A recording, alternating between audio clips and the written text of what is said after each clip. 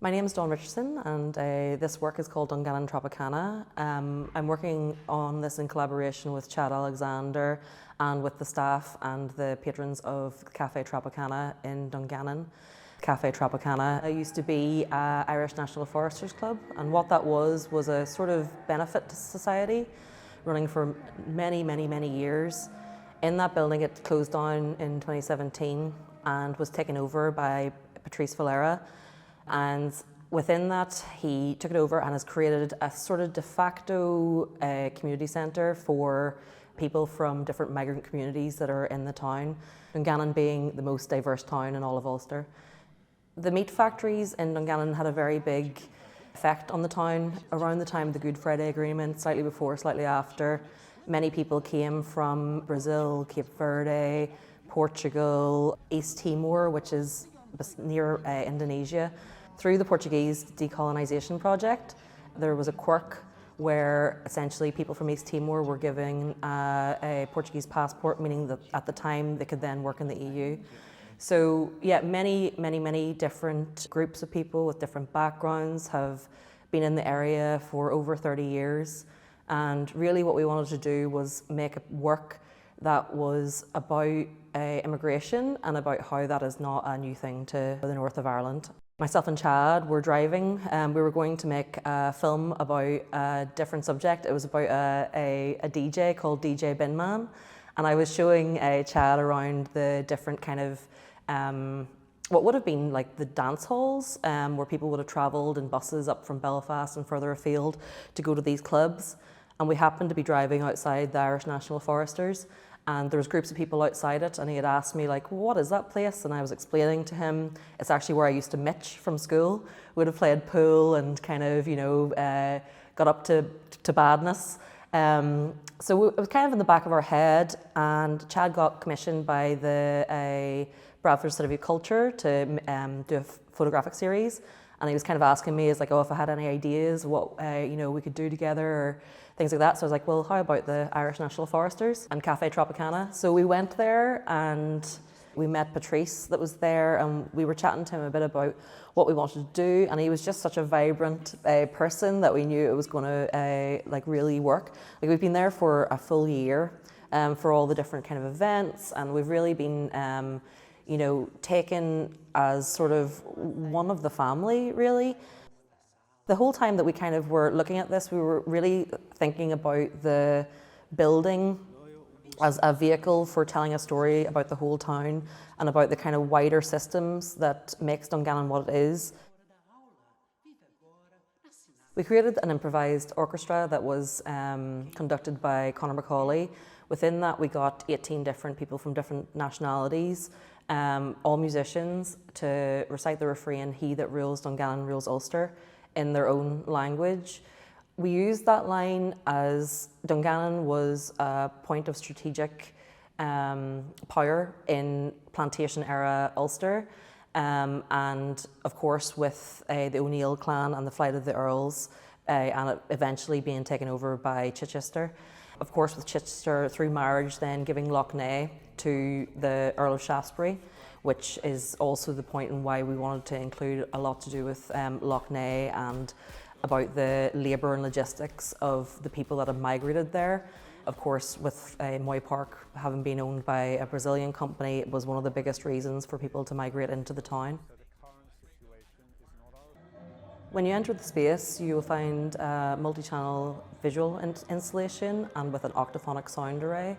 And the reason for that was that I wanted to create a way of using archive and using sound in the different languages that are spoken in the town, and I wanted to create it as a kind of immersive work, with that being interested in how memories are retold and processed, and quite often it's not a linear narrative.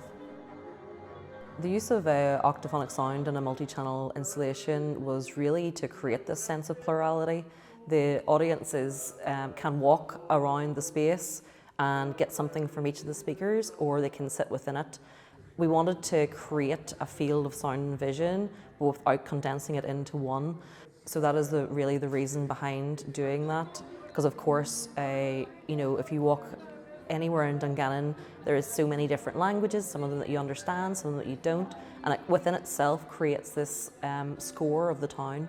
So that was really the thought process that went into that. Within the work, there's a chapter entitled Dungannon is a town of communities, not of community. And the reason that we included that was actually something that I heard a man in a pub in Dungannon said to me.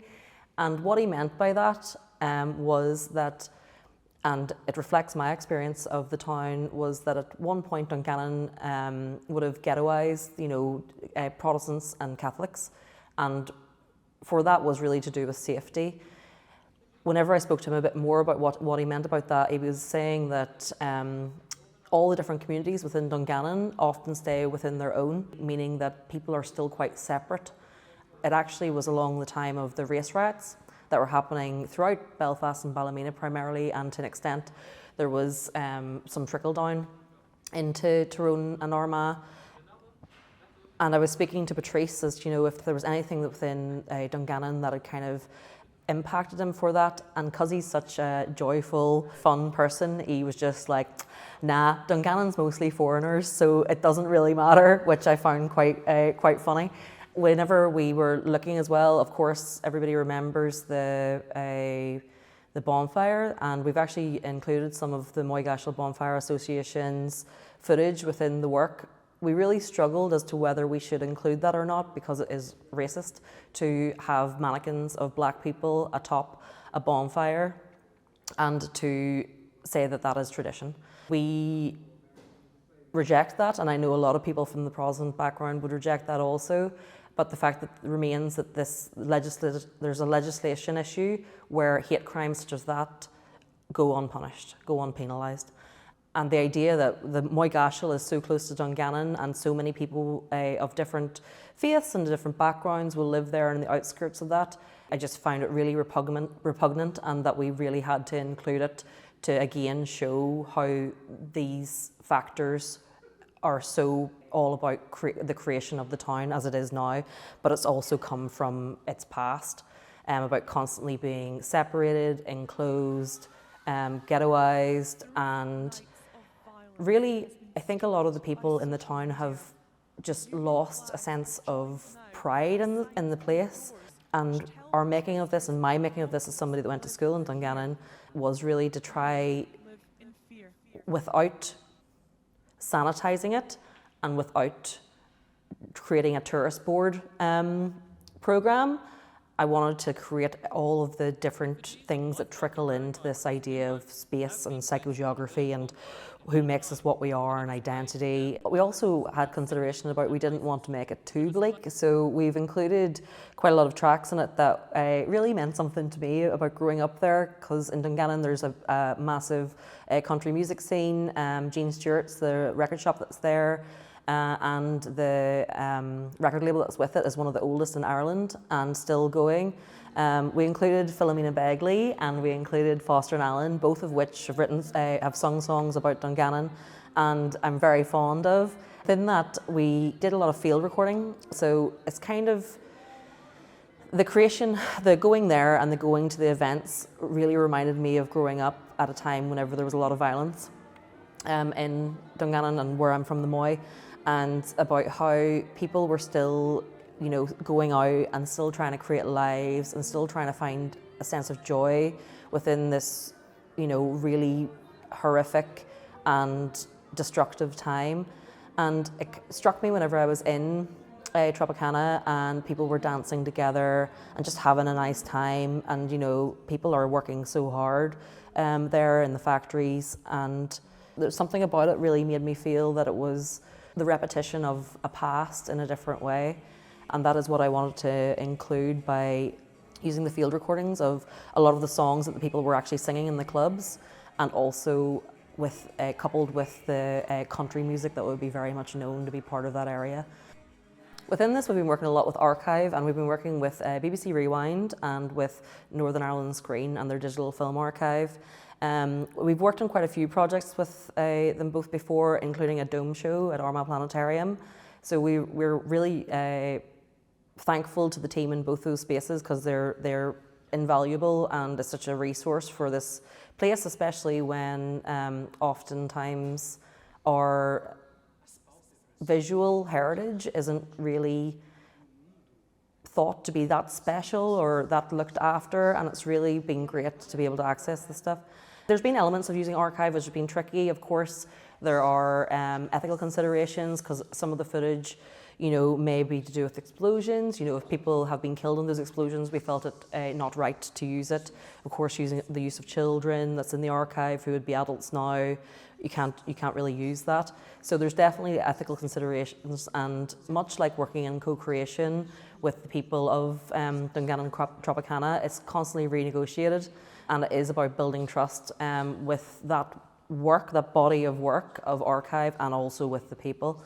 Within the musicians that we'd met in the space and some others, we decided to create improvised orchestra. The reason, other than the fact that I enjoy improvisation as a form of methodological madness, I thought it would be quite interesting to see how people would interact with the different languages of each other. Quite often people's English is at different levels, and there's a really beautiful thing that happens with migrant communities where there's a kind of pulsating rumble as people translate to each other in the ways that they can to make everyone understand. I found it to be really gorgeous, which obviously happens within migrant families all the time, but I felt whenever it was being recorded that was particularly effective to me. We also were working quite closely with anthropologist Paul Souza, who is the person that is given the kind of incredibly affecting poetry piece within the work. We've had lots of people be a part of this, and yeah, it's been a really, really rewarding experience to have their trust in us.